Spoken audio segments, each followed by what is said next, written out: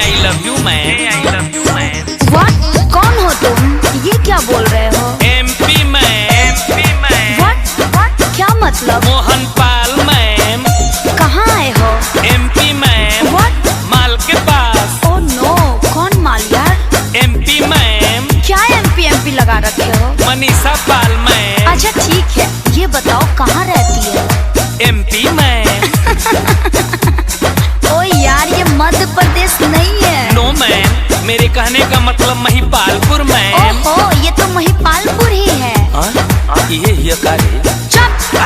एक थप्पड़ मारेंगे जाके अलीगढ़ गिरोगे। पानी धीराई मरी है, गाजियाबाद में काम बा। ओके जाता नहीं। अरे अरे अरे सुनो तो, अपना कहानी तो बताते जाओ। हमके बोलैली एही रे जगहिया के पता लिखवैली। देखे में कैसन बिया हमके बतावा, ओकर मोबाइल नंबर हमके लिखा द। Mobile number. देखे में कैसन बिया हमके बता द, ओकर मोबाइल नंबर हमके लिखा द।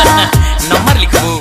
लिख 97 7 97 98 8 उठा के। ये कौन सा नंबर है जी? एक बार ट्राई तो करके देखो। ओके ओके।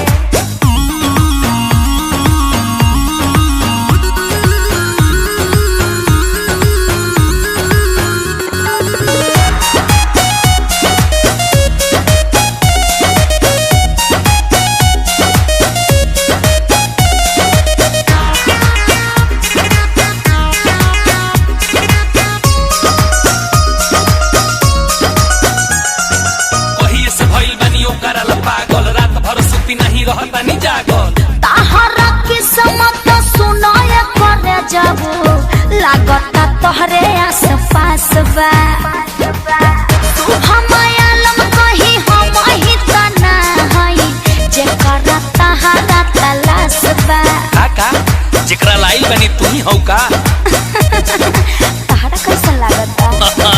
लागता तू ही हौ।